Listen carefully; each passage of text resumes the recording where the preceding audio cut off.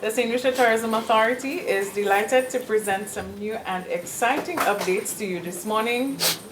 I am Doreen Georges, the Public Relations Manager. I see some familiar faces here. At the head table is Senator, the Honorable Gideon Ferdinand. He's the Parliamentary Secretary in the Ministry of Tourism, Investment, Creative Industries, Culture and Information. Next to him is Louis Lewis, CEO of the St. Lucia Tourism Authority.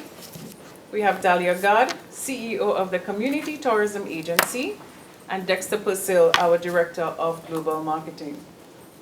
Need I tell you that we are still on a high from the recently concluded St. Lucia Jazz and Arts Festival, 2 weeks of community events, 7 themed nights. Yes, we're tired, but we still have the energy to keep going. And here's a highlight of the festival that we want to share with you.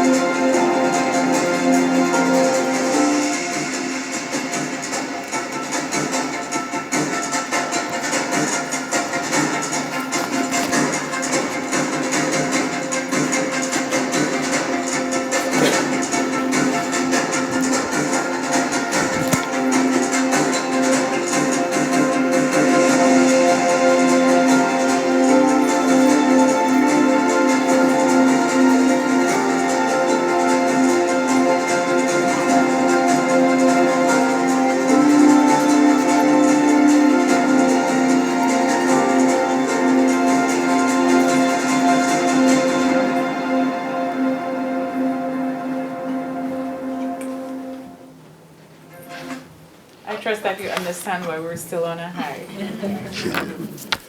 Today we will focus on 4 areas: new developments, growth, community tourism, and what's ahead. I invite you to give your undivided attention to Senator Gideon Ferdinand. Thank you, Doreen. Good morning, everyone. I bring you greetings from the Helen of the West, St. Lucia, the land of 2 Nobel laureates, Derek Walcott, Sir Arthur Lewis. And you may just remember we are the land where the current 100-meter Olympic champion is from, Julian Alfred. And when you visit our booth, I invite you to take a pic because we have a nice pic over there. So ladies and gentlemen of the media, our partners, on behalf of the government and people of St. Lucia, I want to extend warm greetings and reaffirm our commitment to the regional collaboration, innovation, and sustainable growth. Microphone, Senator. Using this? It's better?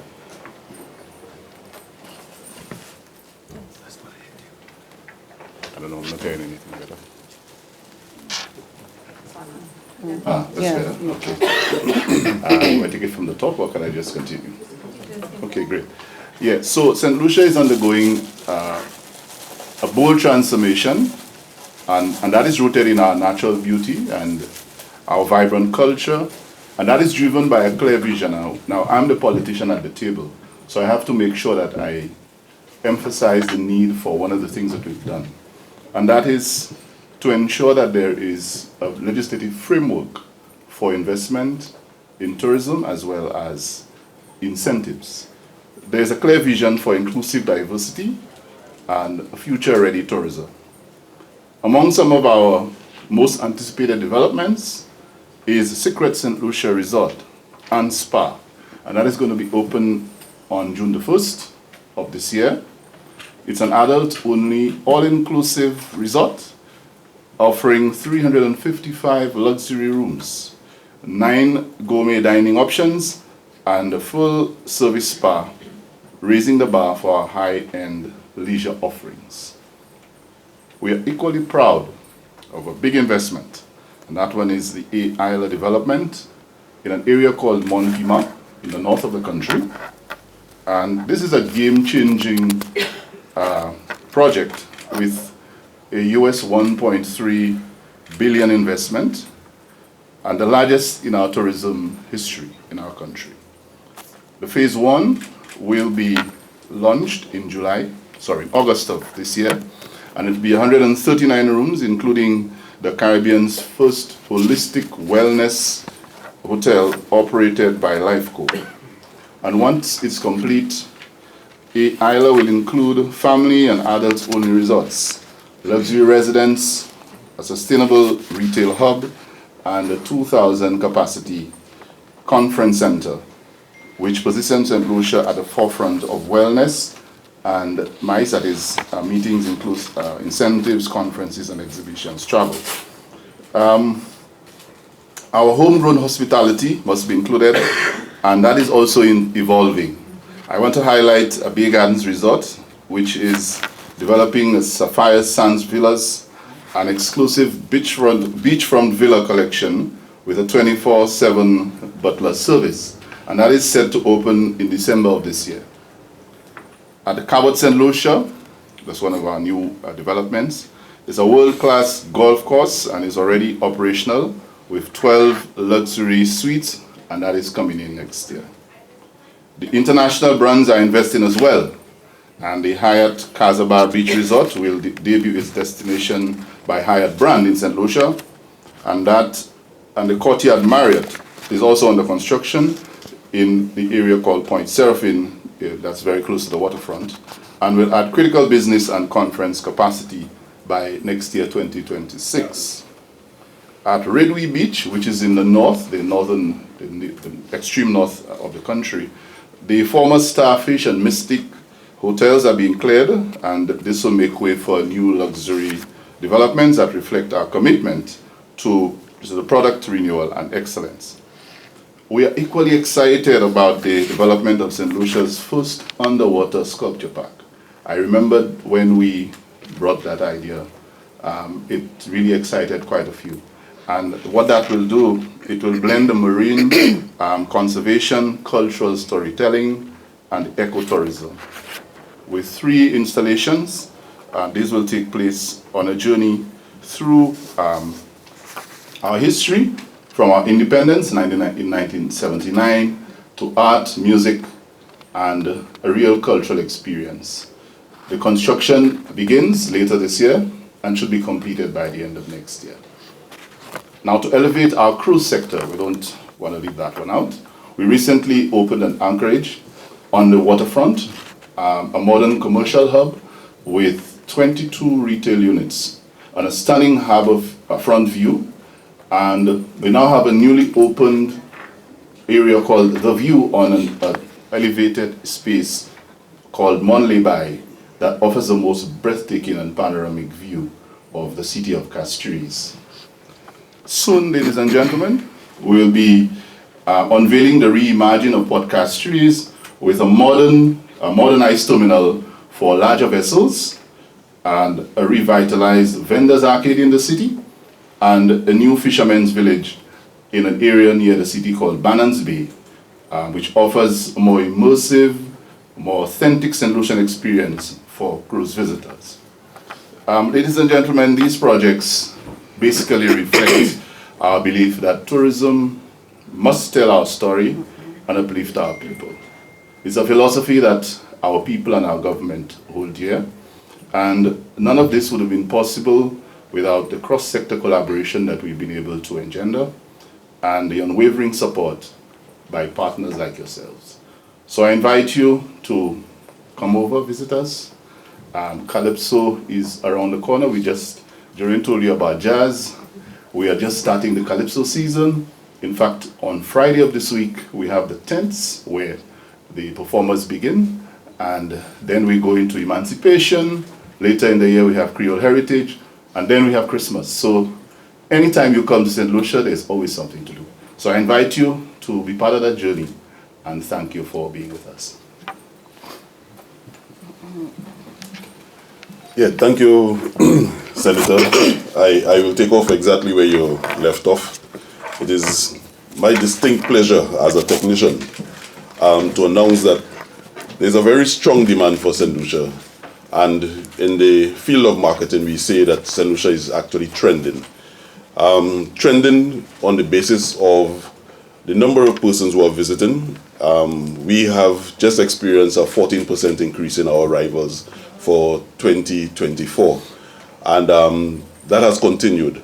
In last year, we had 7 months in which were record-breaking. So we have now completely surpassed our pre-COVID highest target, and 2024 is now our baseline. But it's very difficult for us to grow on phenomenal growth, but we are still trending forward. The US market is still leading and increasing. It's now accounting for 60% of our arrivals.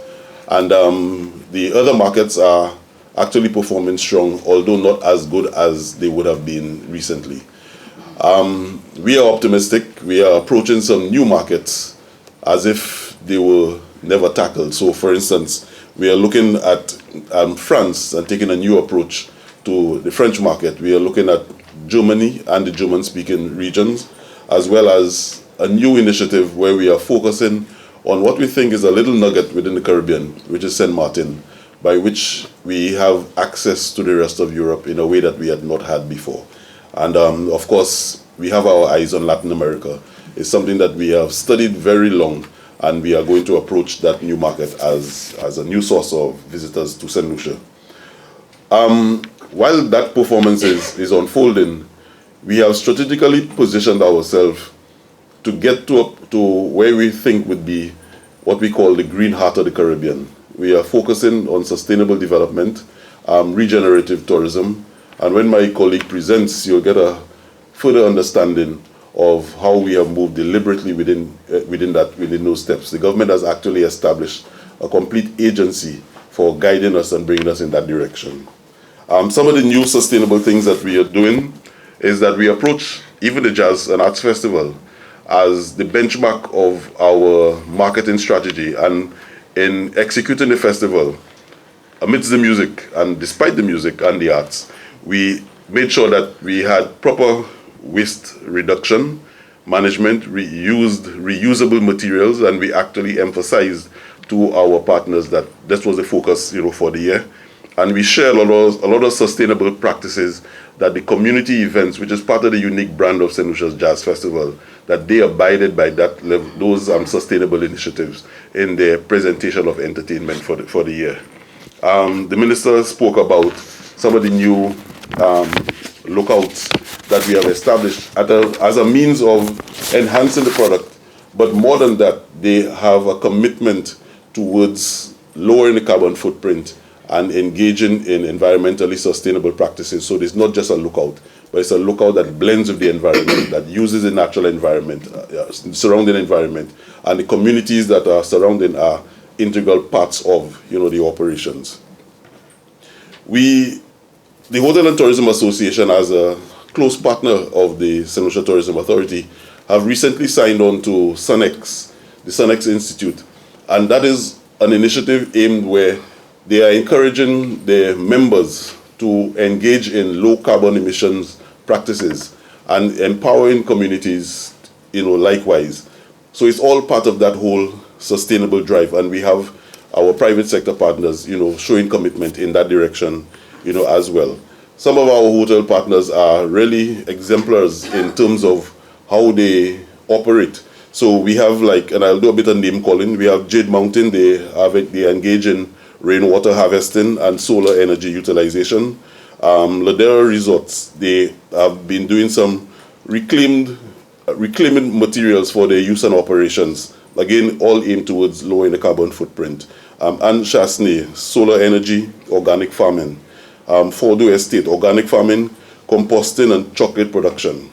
You have the Bay Gardens Resort. They are Green Globe certified, and if you know among the green certification, this is probably one of the more difficult ones to get. And Bay Gardens is actually in that realm. And it's not just an accreditation that you aspire to, but it's one that you get verified as being compliant with the green energy and also sustainable practices. So too is the Windjammer Landing. Cap Maison, they engage in water recycling, sustainable landscaping, the Sugar Beach, the eco-conscious design, and the local environment that supports the operations. TKI, they are cutting their fossil utilization by about 50% with the use of solar power and utilization of LED lightings and upgrades and those sort of things. And then we have Hotel Chocolat, who are also doing rainwater harvesting. And there's a Japanese environmental sustainable practice. I cannot pronounce it, so I wouldn't even try. But they are also leaders in that direction, all within the realm of sustainable development. But then we have Windjammer Landing. They have now entered a new realm, which is among the elite properties within the world. So they are now one of the leading hotels in the world. And that is a classification that allows for boosting of St. Lucia's profile. So it's not just environmental sustainability, but it's also natural attractiveness. There were a few comments about our colorful ties. I will confess it was not part of the plan, but it emerged. And when you have that sort of energy that comes just so naturally, it tells us that we are in sync. The product is in sync with the philosophy of where we are looking to go. And I have a little explanation I try to give to people who are not familiar with St. Lucia and our environment. We've been blessed by nature, and our history has put us on a particular path. And what you see represented in this colorful tie is really the discipline of the British, the passion and romance of the French. You're looking for the flair of India, it's there. And if you want to find the real strength and resilience of Africa, there's only one place on the planet where you get that is St. Lucia. So with that closure, I hand you over to the lady who has the mantle of the direction in which St. Lucia is going as a tourism destination, Ms. Dahlia Glad, who is the CEO of the Community Tourism Agency. So hold on. It's okay. I did it. Yeah. So, thank you, Louis. Good day, everyone. I'm delighted to be here representing the Community Tourism Agency of St. Lucia, a government-led initiative dedicated to empowering local communities through sustainable, authentic tourism experiences. At the heart of what we do is a simple but powerful belief that St. Lucians should own, earn, and prosper from tourism. Our work focuses on 4 key pillars: adventure, tours, cuisine, and accommodation, through which we support micro, small, and medium-sized enterprises to develop tourism products that reflect the richness of our culture and the beauty of our environment. We provide practical tools for success, including grant funding, low-interest loans, training, business development services, and marketing support. Additionally,